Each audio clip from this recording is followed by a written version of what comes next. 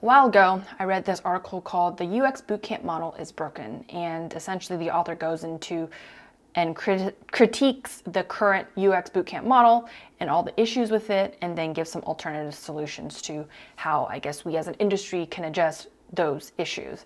For me, when I read that article, it sparked a lot of my past experience with my UX bootcamp. So I am a product of the system. I joined a UX bootcamp in 2017, and I also, you could say, played into the system when I joined another bootcamp as a mentor, and I mentored up and coming designers as they went through the course. And so, I think a lot of people had positive experiences with their bootcamps as much as the article critiques it. People got their first jobs, got their portfolio, projects done, like 3 portfolio projects they wanted to do. They had maybe positive experiences with their mentor. For me, though, especially as a student, as part of these courses, it's a experience that I think about not as fondly, but more self-critically. I technically did not complete my UX bootcamp. I think about that a lot and wonder and reflect on that experience. And sometimes I wonder to myself, why didn't I complete it? What were the barriers? And sometimes I wonder if it's a failure. I actually want to go back to 2017, which was the year that I had graduated college, which is a weird time for me. So within the spectrum of people in college, I feel like there is, at one end of the spectrum, the group of people who knew exactly what they wanted to do and did everything in their power to get to that position when they were in graduation mode. Then there's another end of the spectrum where people, went through college, but they're still exploring what they want to do.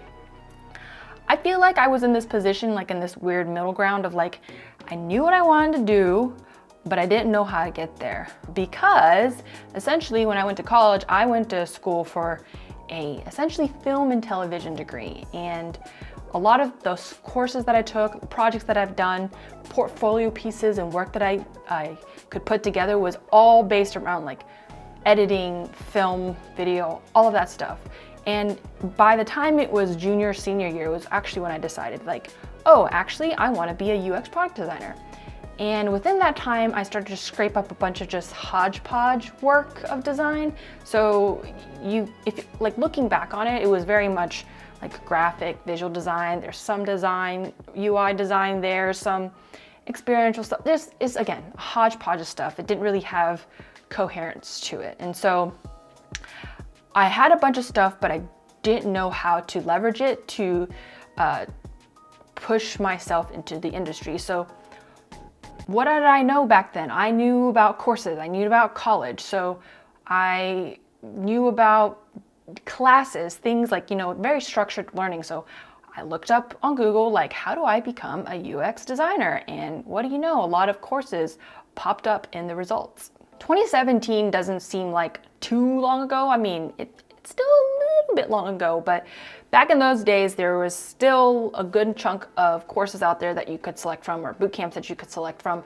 I definitely will say the number of courses has grown exponentially, and everybody and their mother is offering a course. But I did my research, I searched up what worked for me, and I picked a course. It really doesn't matter which course I picked. I just picked one based on what my needs were.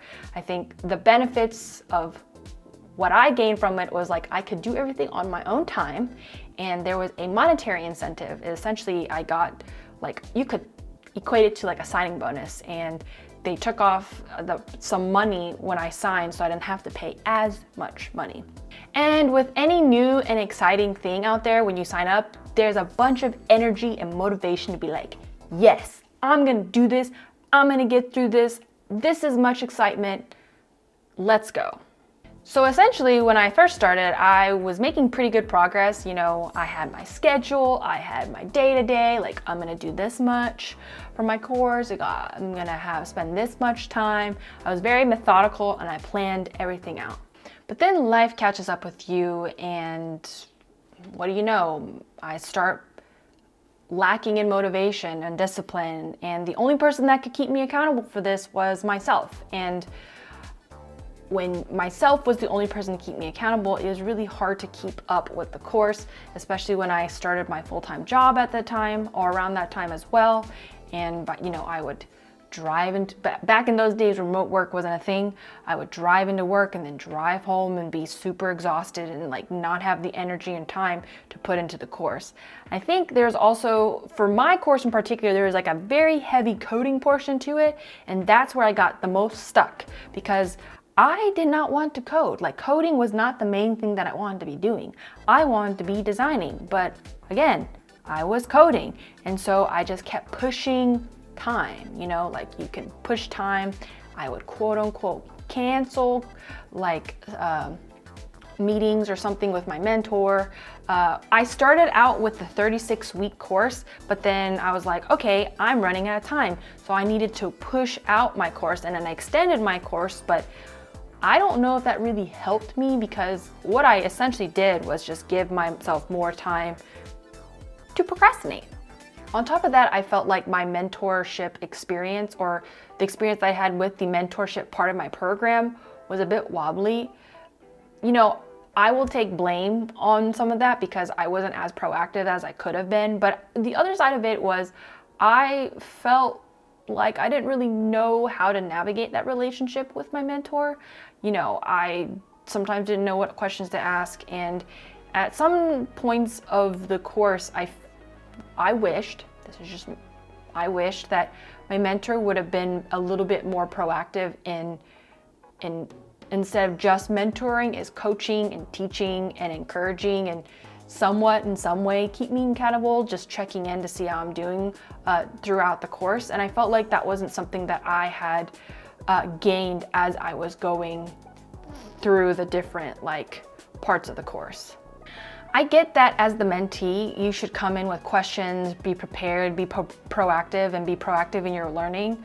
But because we're in a course or course environment, I felt like the expectations should have been communicated more clearly, in that if that was the way that things were supposed to be, then that's the way that things are supposed to be. But again, because we were in a course environment, I felt like it would have been nice to have a mentor who was a little bit more invested in my learning, again, checking in, seeing how things were going, and being more of that teacher level instead of just being a person there to answer questions.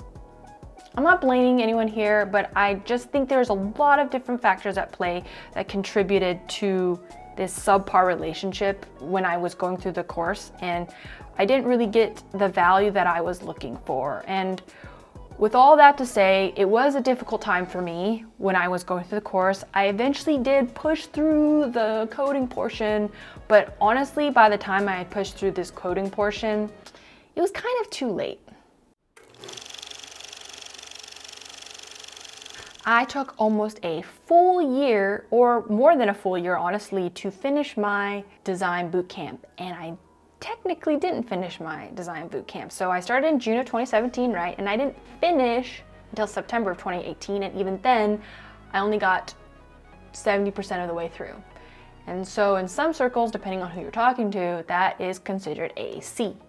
But I think what's more important here is all the narratives in between that were happening while I was taking this bootcamp course. Relying on my bootcamp solely as my avenue into the design world was not the tactic that I took. So in between that was, I had a graphic design job because I wanted to just get design work experience, regardless of what form it was. I attended a bunch of hackathons to give me the opportunity to try and get that UI UX experience working with people in a constrained time, and working with clients as well.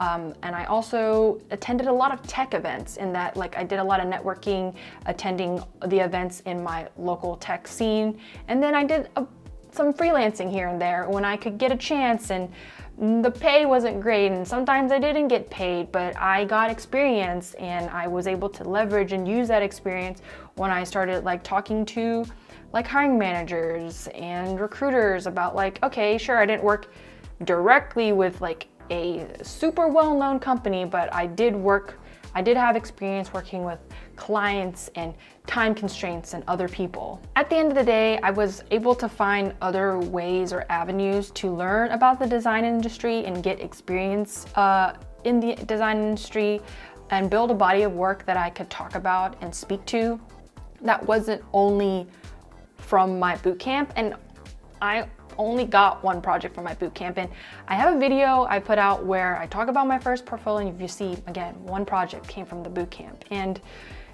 it definitely took me a lot longer than 3 to 6 months to become a designer and get that first official job in the industry. Was my bootcamp experience a failure?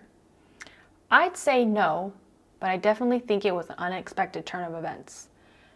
For me, my journey, my bootcamp experience wasn't what I solely relied on to get into the industry. And it just happened to be another thing that I did, and it had its different levels of impact as I was transitioning into this career. Not everyone's gonna be successful with their bootcamps. I am an example of that, but just because if you're not successful with your bootcamps, that doesn't mean design isn't for you, and that you can't get there because you weren't successful with your bootcamp.